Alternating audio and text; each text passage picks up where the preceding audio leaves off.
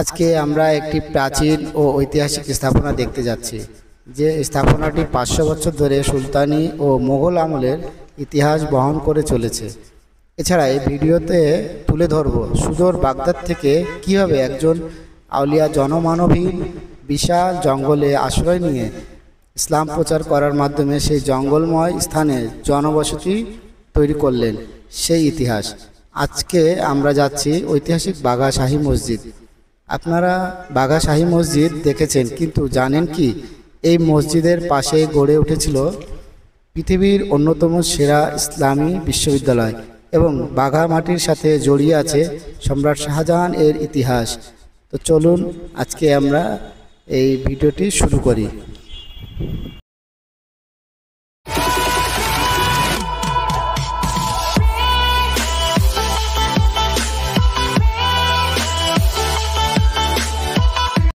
আসসালামু আলাইকুম প্রিয় ভিউয়ার্স, আজকে ঈদের দ্বিতীয় দিন।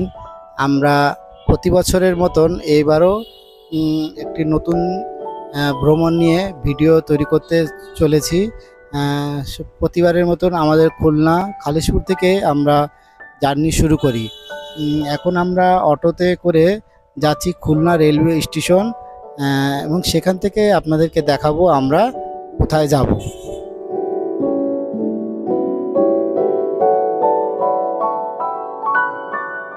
বন্ধুরা, আমরা চলে আসলাম খুলনা রেলওয়ে স্টেশন।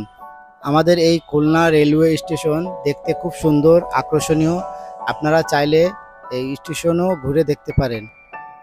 এখন আমরা এই খুলনা রেলওয়ে স্টেশন থেকে রাজশাহীগামী ট্রেনে করে আমরা চলে যাব আজিমনগর, এবং আজিমনগরে নেমে তারপরে আমাদের গন্তব্যস্থানে যাব। এবং আপনারা আমাদের সাথে থাকেন এবং এই প্রাকৃতিক দৃশ্য উপভোগ করতে থাকেন।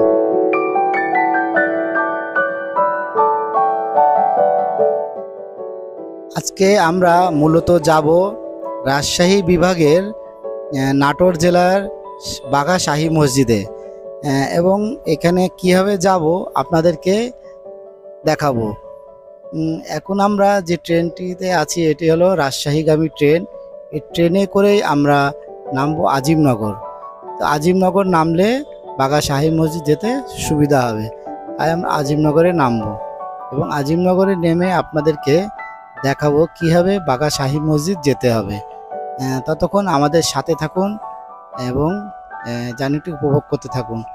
এখন আমরা দৌলতপুর রেলওয়ে স্টেশন অতিক্রম করছি, এবং সামনে আরও অনেক স্টেশন আপনাদেরকে দেখাবো, আপনারা দেখেন।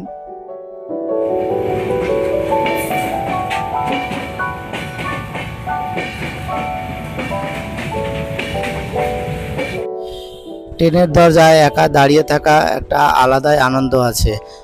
আপনারাও কোনো সময় এরকম দাঁড়িয়ে থাকলে বুঝতে পারবেন, খুব ভালো লাগবে। এবারে আমাদের সফর সঙ্গী হলো নাইম, জীবন এবং রানা। আরও বন্ধু ছিল, তারা আসতে পারে নাই, তাদের অনেক ধরনের সমস্যা। তাই সমস্যা নাই, আমরা এই চারজনই বের হয়ে গেলাম।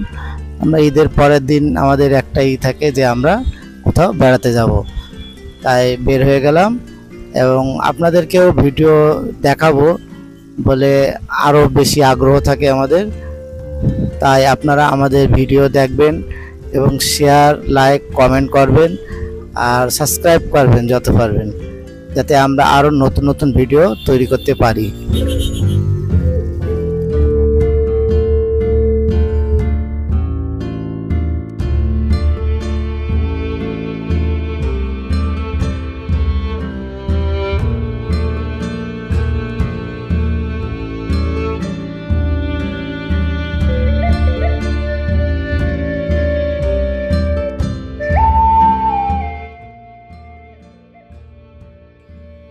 দেখতে দেখতে চলে আসলাম হার্ডিঞ্জ ব্রিজ।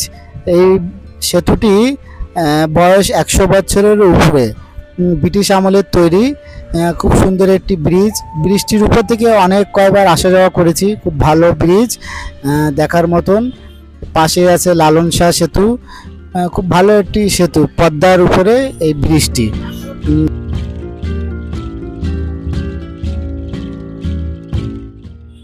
চলে আসলাম ঈশ্বরদী জংশন। এখানে ইঞ্জিন চেঞ্জ করা হবে। এটি বাংলাদেশের সবচেয়ে বড় জংশন। এখানে প্রায় সব গাড়িরই ইঞ্জিন চেঞ্জ করা হয় এবং আরটি ইঞ্জিন দেওয়া হয়। এরপর এখান থেকে আমরা যাব আজিমনগরের উদ্দেশ্যে রওনা দেব। এখানে প্রায় 20 মিনিট হোল্ড হবে, তারপর আবার নিজ নিজ গন্তব্যে রওনা দেবে। আপনারা আমাদের সাথে থাকেন। এবং প্রায় 5 ঘন্টার জার্নি শেষে আমরা আমাদের শেষ গন্তব্য আজিমনগর স্টেশন পৌঁছে গেলাম। এখন এখান থেকে আমরা সামনের দিকে যাব। এইখান থেকে স্টেশন পার হয়ে সামনে অটোতে গোপালপুর থেকে আমরা লালপুরের বাস স্ট্যান্ড পর্যন্ত এই অটোতে জনপ্রতি 15 টাকা করে নেবে এবং আমাদের লালপুর বাস স্ট্যান্ডে নামায় দেবে। সেখান থেকে আমরা সামনে কীভাবে যাব সেটা আপনাদেরকে দেখাবো।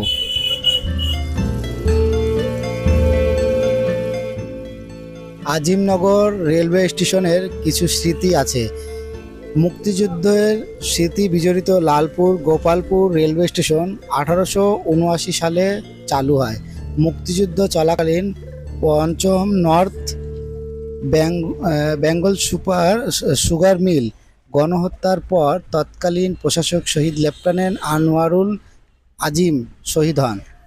তার স্মরণে 1973 সালে 1 ফেব্রুয়ারি গোপালপুর রেলওয়ে স্টেশনের নামকরণ হয় আজিমনগর স্টেশন।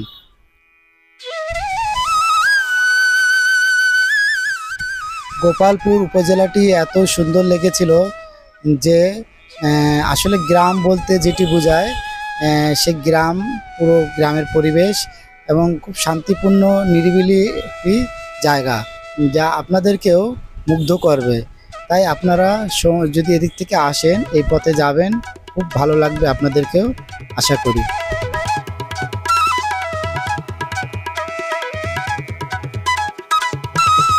লালপুর বাস স্ট্যান্ডে নেমে আমরা এই অটো করলাম। অটোতে জনপ্রতি 40 টাকা করে ভাড়া পড়বে, প্রায় 14 কিলোমিটার। এটি হলো নাটোর পাবনা হাইওয়ে রোড। এই রোড ধরে আমরা বাঘা শাহী মসজিদ গেটের সামনে নামবো।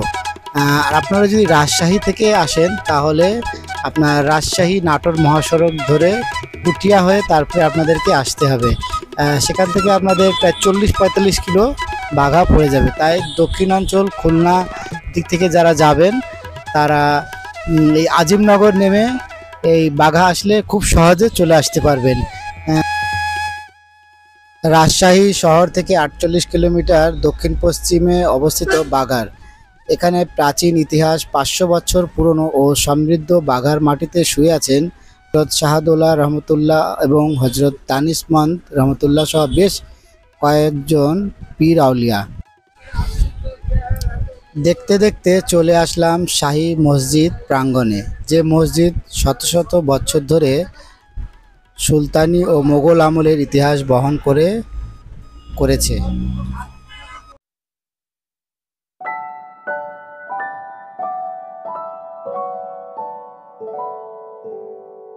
400 বছর পুরানো এই নির্মাণ শৈলী অপূর্ব টেরাকোটা সূক্ষ্ম ডিজাইনে মসজিদটির প্রতি দেয়ালে তুলে ধরা হয়েছে প্রাচীন নির্দেশনা। হোসেন শাহ যখন বাংলার সুলতান ছিলেন সে সময় বাঘা ছিল জনবসতহীন বিশাল জঙ্গলময় নির্জন স্থান। এর পাশেই পদ্মা নদী আর চারপাশে ঘন জঙ্গল এতই ছিল যে এখানে বাঘের আনাগোনা ছিল। তাই এই জায়গার নাম হয় বাঘা। ঠিক এই সময় 1500 সালে বাগদাদ থেকে শাহদৌলা নামে একজন সাধক তার কয়েকজন সাথী নিয়ে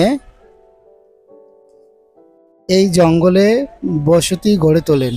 হজরত শাহদৌলা ছিলেন আরবের বিখ্যাত খলিফা হজরত হারুনুর রশিদের বংশধর। এখানে এসে বসত শুরু করেন। 1505 সালে এখানে আসেন হজরত শাহদৌলার রহমতুল্লাহ একমাত্র পুত্র আবদুল্লাহ হামিদ দানিশমন্দ রহমতুল্লাহ। ধীরে ধীরে এই দুই আউলিয়ার কাছে মানুষের আনাগোনা বাড়তে থাকলে শুরু হয় জঙ্গল কেটে বাড়ি বানানোর কাজ। পরবর্তীতে ইসলাম শিক্ষা প্রচারের জন্য বাঘায় একটি মক্তব প্রতিষ্ঠা করেন। এই অঞ্চলে ইসলাম শিক্ষার গোড়াপত্তন হয় এই মক্তব থেকে।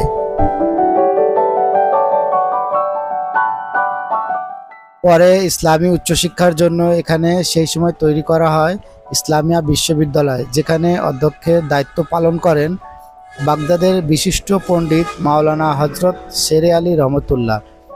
হোসেন শাহর পর বাংলার স্বাধীন সুলতানের দায়িত্ব নেন নাসিরউদ্দিন নুসরাত শাহ, যার সাথে হজরত দানিশমান্দ রহমতুল্লাহ ভালো সাক্ষ্য ছিল, কারণ তাদের বড় ভক্ত ছিলেন। ভালো পড়াশোনার জন্য দিন দিন দেশ বিদেশ থেকে প্রচুর শিক্ষার্থী বাড়তে থাকে। তাই নামাজের জন্য 1522 সালে হজরত দানিশমান্দ রহমতুল্লাহ বড় মসজিদের জন্য নাসিরউদ্দিন নুসরাত শাহীর কাছে প্রস্তাব করেন এবং সেটা সঙ্গে সঙ্গে অনুমোদন করা হয়। 1523 সালে শুরু মসজিদ নির্মাণের কাজ এবং শেষ হয় 1524 সালে।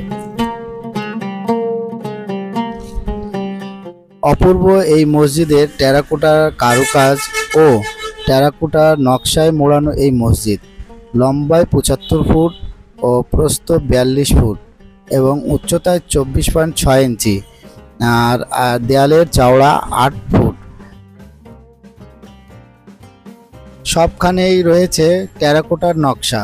বাংলাদেশের 50 টাকার নোট ও 10 টাকার স্মারক ডাক টিকিটে দেখা যায় প্রাচীন স্থাপত্যের অন্যতম নিদর্শন এই শাহী বাগা মসজিদ, যা মসজিদের ভিতর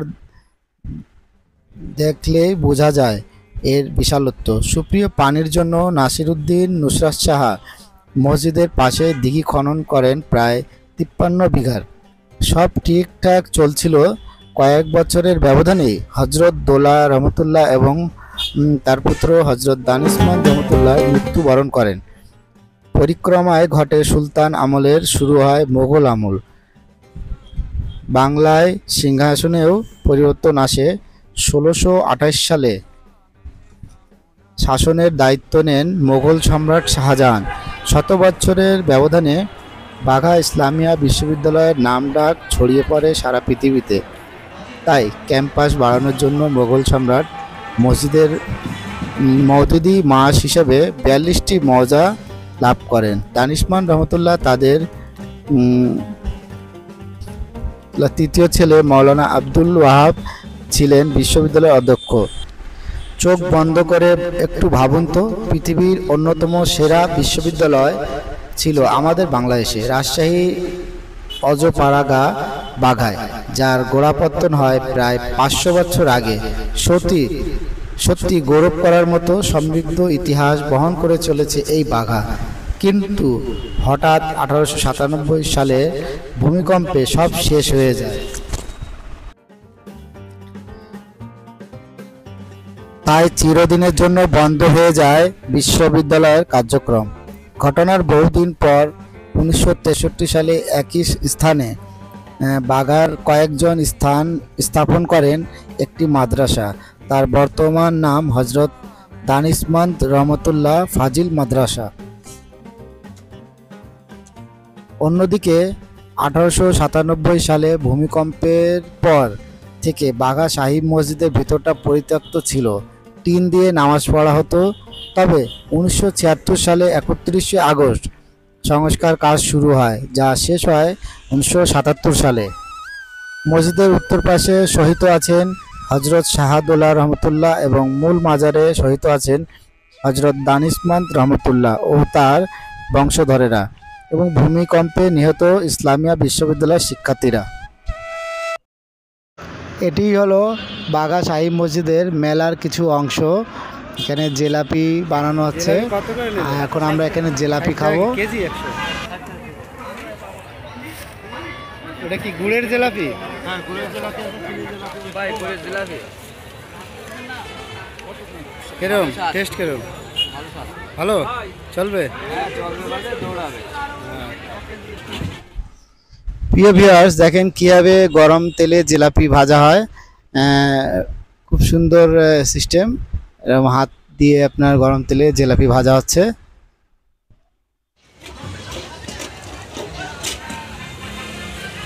কেরম জিলাপি? হ্যাঁ, খাইছে এর আগে ঘুরে জিলাপি? প্রিয় ভিউয়ার্স, আমাদের বাঘা শাহী মসজিদ পরিদর্শন শেষ। এখন আমরা এই মসজিদের বাইরের অংশে আছি।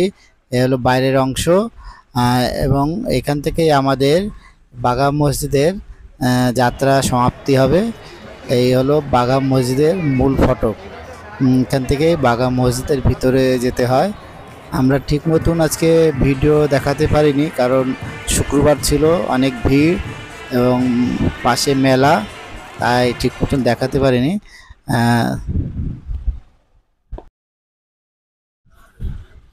মনটা প্রশান্তিতে ভরে গেল 500 বছর এই নিদর্শন দেখে। তাই আপনারাও চাইলে এই জায়গায় এসে মনের শান্তি পেতে পারেন। খুব ভালো একটি জায়গা। আমাদের ভ্রমণ এখানেই শেষ, এবং সামনে আমরা যাব এখান থেকে পুঠিয়া রাজবাড়ি। সেই ভিডিও আপনাদেরকে পরের ভিডিওতে।